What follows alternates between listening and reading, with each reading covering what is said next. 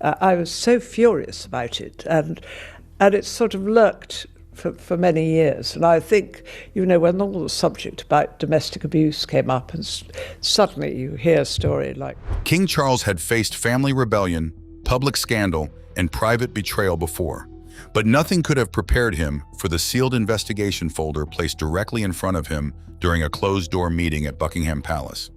Inside were succession planning files, secretly assembled, under Queen Camilla's authority. Documents outlining future royal roles, emergency power transfers, and proposed changes involving Prince William. Charles read the first page. He stopped breathing for a moment, and he remained completely frozen as the room waited for him to speak. The sealed folder that changed everything. The silence hardened around the table. Charles had anticipated an administrative mistake, perhaps a misfiled memo or a clerical error that could be resolved with a quiet phone call and a handshake. Instead, he found pages filled with Camilla's handwritten instructions next to William's name. These were detailed instructions with specific timelines and names he immediately recognized. A succession plan is the formal procedure for transferring royal authority from one sovereign to the next. It is one of the most sensitive documents in any monarchy, determining who holds power, when that power shifts, and who controls the transition. In Britain, this process has always been managed by the reigning monarch and the heir to the throne. Always. Yet these files had been created without their knowledge, in absolute secrecy, over the course of months, without consent. A senior courtier observed as Charles removed his glasses and set them beside the folder. The king did not raise his voice or slam his fist on the table. He stared at the same paragraph repeatedly as disbelief slowly transformed into something far worse: fear. The confidential investigation had begun weeks earlier, starting with something minor. Palace archivists had flagged unusual requests for succession records. Constitutional briefings were retrieved from restricted shelves without following the standard authorization process. Restricted family schedules, documents indicating where every senior royal would be during a crisis, had been copied and sent to individuals who had no business reading them. Every request traced back to one household, Camilla's. Now the inquiry had arrived at its brutal conclusion within the walls of Buckingham Palace. Charles turned another page. One proposal suggested a temporary advisory council during any period of royal incapacity. Royal incapacity is a constitutional term describing a situation where the sovereign can no longer fulfill official duties due to illness, injury, or mental decline. It is a scenario every monarchy prepares for. Yet no reigning king ever wants to see it formally documented by his own wife. Camilla had positioned herself at the center of it all, not as a supportive spouse beside her husband's heir, nor as a figure of comfort during a national crisis.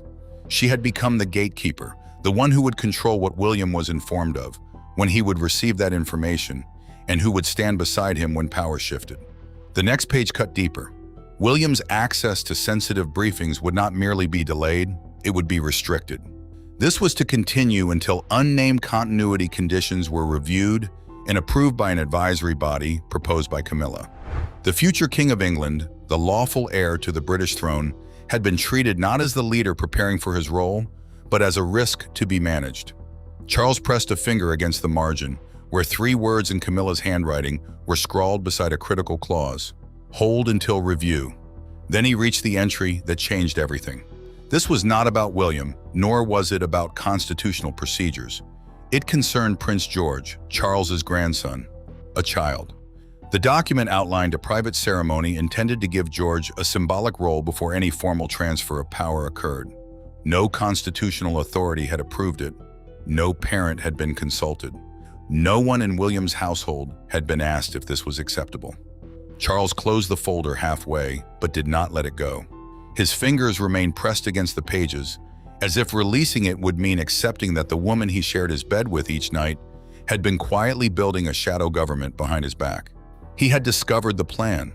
Now he had to decide whether it had stemmed from fear, ambition, or betrayal. And he had to confront the family whose futures had already been dictated in those pages without their knowledge or permission. The family shattered by secret ink. The documents were not just about titles or ceremonies. They delved into the personal lives of a father, a son, a wife, and a future heir. Each of them reacted differently upon learning what Camilla had done. Charles viewed the situation as a marriage suddenly tainted by suspicion. The woman he had fought public opinion to marry, the one he had defended against decades of tabloid cruelty and comparisons to Diana, was now planning for a future in which he was not only emotionally absent, but also constitutionally gone, unable to protect himself, his son, or the line of succession.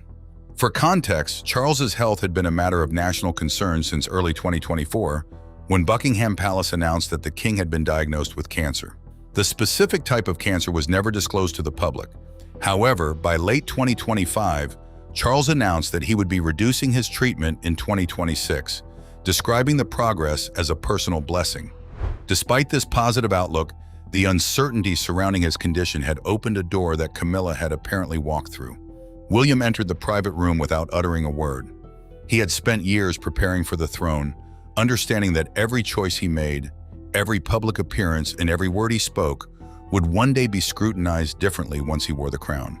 Yet the files presented him as an ill-prepared heir, describing him as emotionally unpredictable during the future transition. They recommended that selected advisors oversee his earliest decisions as king. He read the paragraph twice, tightened his grip on the back of a chair, and calmly asked who had approved it. Charles hesitated to answer, and that silence wounded William more deeply than any expression of anger could have. It confirmed a terrible truth.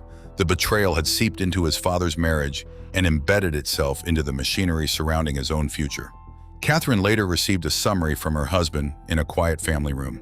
She listened attentively while William explained the proposed restrictions, the advisory structure, and the private notes concerning their eldest son. The princess remained composed and calm throughout every detail of councils and constitutional procedures, until George's name was mentioned. At that point, her expression hardened. Catherine insisted that George, Charlotte, and Louis be completely kept away from any palace discussions connected to the investigation. She did not want her children used as leverage or turned into symbols of unity by someone who had acted without their parents' knowledge. Moreover, Camilla had written separately about Catherine. The notes warned that the future queen could quickly become the dominant public figure in the next reign, shaping sympathy, loyalty, and influence around William in ways that could render others powerless. Rather than viewing Catherine's strength as a protective asset for the monarchy, Camilla had perceived it as a threat to her own survival. Charles felt the deepest wound of all. Camilla had prepared for his incapacity without trusting him enough to discuss it openly. She had built a system, assembled a team, and drafted plans for a future in which he could no longer defend himself, all without ever saying a word to the man who wore the crown. The Windsor rehearsal that started it all. Every royal rupture has a moment that appears ordinary until history looks back and recognizes it as a warning sign. In this story, that moment occurred during a closed succession rehearsal at Windsor Castle. The ceremony was intended to test protocol, timing, and security procedures for a potential transfer of power, a routine exercise meant to happen behind closed doors, never to reach the public. However, a brief exchange between Charles and William left Camilla standing outside the decision-making circle.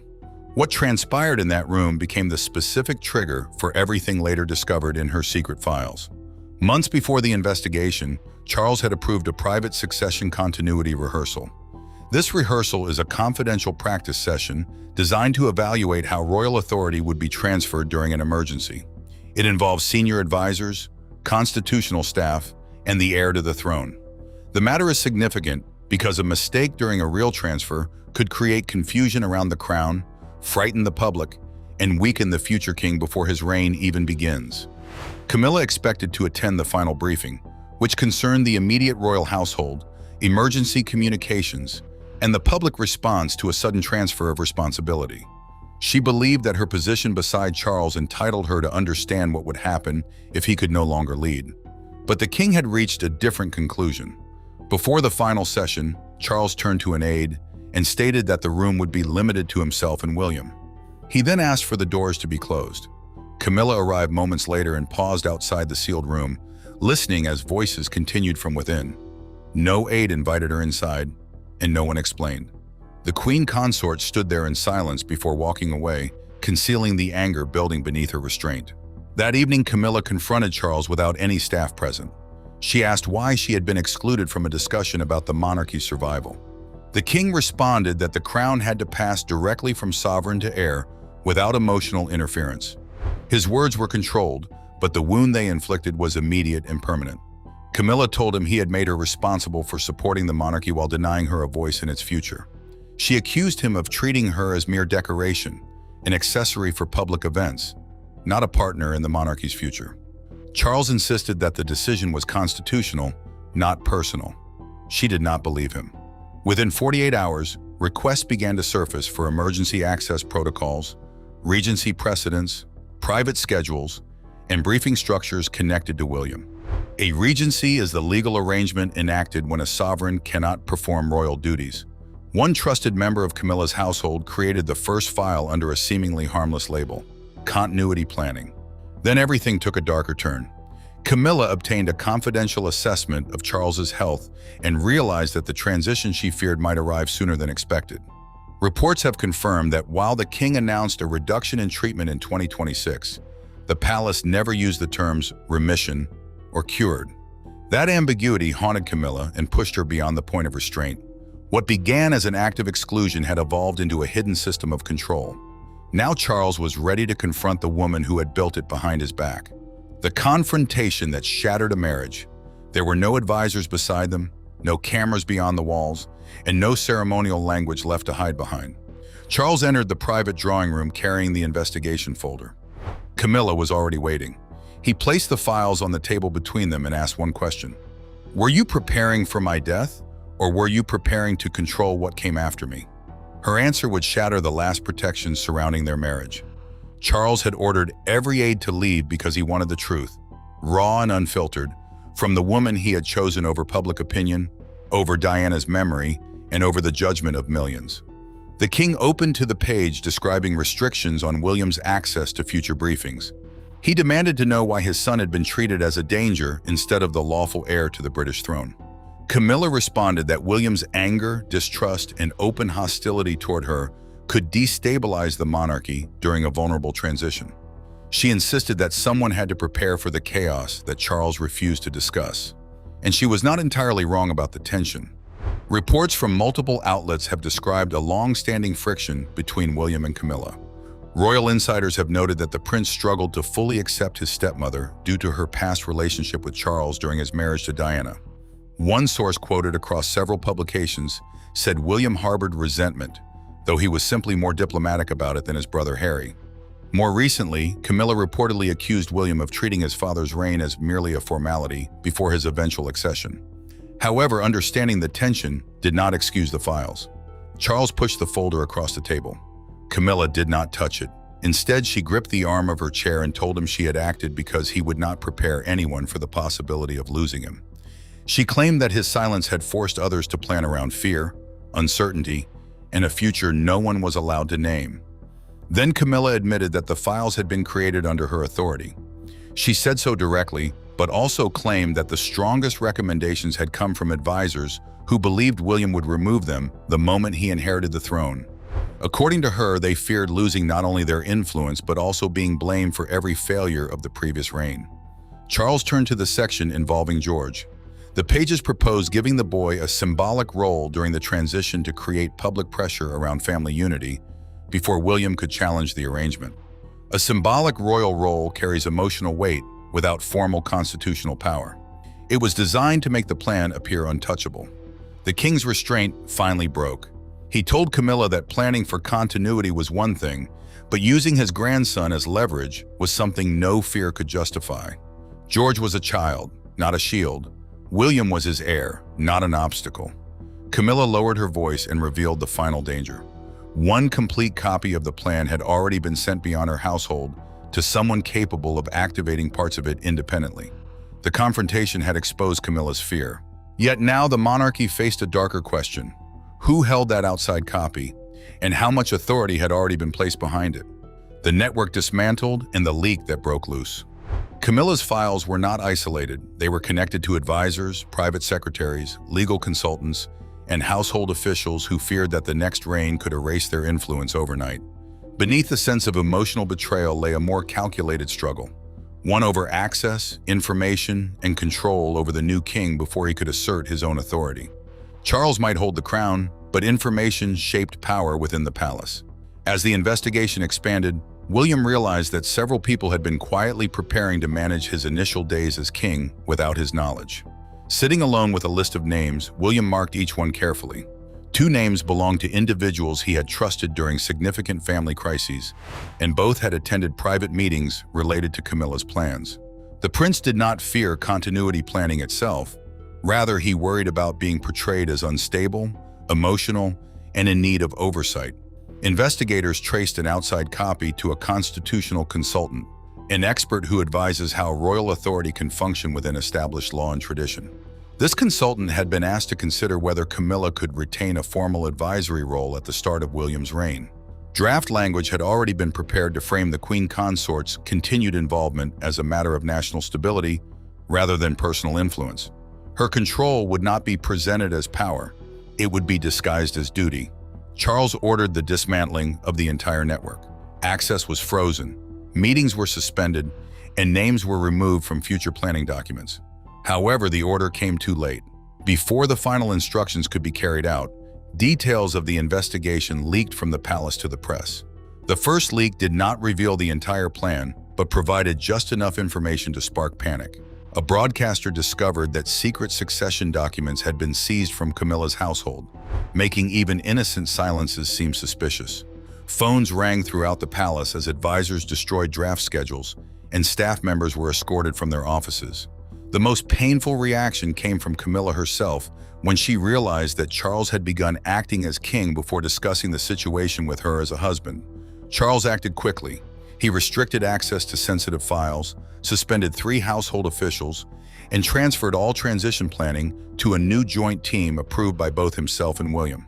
The king understood that any delay would be perceived as weakness, but each order also pushed Camilla further away from him. Camilla received the decision through a formal written notice from the royal household. Her private office would no longer have access to constitutional advice or succession materials. She read the order twice, folded it carefully, and remained seated after everyone else had left. William observed the unfolding punishment with mixed emotions. He wanted accountability. The files had targeted him, involved George, and questioned his ability to lead. At the same time, he feared that humiliating Camilla would only deepen his father's isolation. Charles had weathered public pressure before, but losing trust within his marriage was something entirely different. Catherine found her husband awake at midnight. She listened as William confessed that he no longer knew whether protecting his father meant defending him from Camilla or preventing him from destroying their marriage completely. The princess reminded him that mercy without limits could invite the same dangers again, while punishment without compassion might break Charles entirely. Charles canceled the proposed advisory council, destroyed its draft authority, and ordered George's name removed from every unauthorized document. The monarch had finally dismantled the machinery of the plan. Then he sent a private message to William, requesting a meeting. He wanted to talk without aides, legal staff, or prepared statements, simply as father and son, not as sovereign and heir. The final verdict and the boundary that will never move. After days of accusations and panic, a key moment happened in private.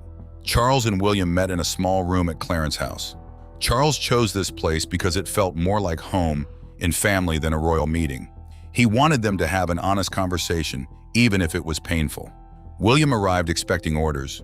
Instead, he found 2 chairs and a note asking him to speak freely. They were silent at first. Years of duty prepared them for public crises, but not for talking about their fears. Finally, Charles spoke. He admitted he had avoided talking about succession because it felt like saying goodbye. Every plan and discussion made him feel like he was leaving his family behind. William listened quietly. Then he shared something hard. His coldness toward Camilla made her afraid he would push her aside when he became king. He didn't excuse her actions, but he understood why she felt the need to protect herself from him. Charles reached across the table and placed his hand over the note. He told William that protecting Camilla should never weaken him or involve George. George should not be a pawn, and William should not be seen as a threat. That boundary was important and would not change. Then, the king gave William immediate access to all transition documents and asked him to lead a new succession plan. This plan would clearly outline how authority and duties would pass to the next king. This time, nothing would be kept secret. William agreed but had one condition. Camilla would receive respect and security, but would not control the crown's transfer. Charles accepted this without argument.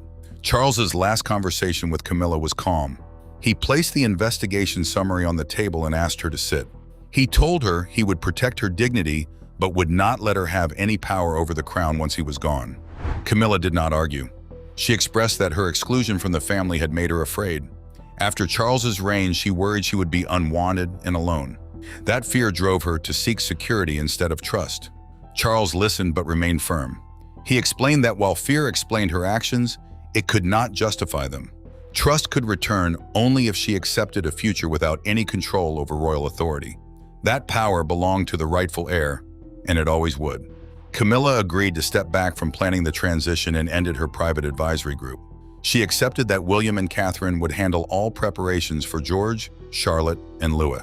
Camilla would remain by Charles's side as his wife, but her role would only be to support him, not to direct what comes next. All documents were sealed, and the old network was gone. The path for succession was clear. It would go from Charles to William, and then to George. The monarchy survived not by ignoring betrayal, but by rebuilding trust through honesty, limits, and responsibility. Charles protected his marriage without risking the succession. William secured the future without undermining his father.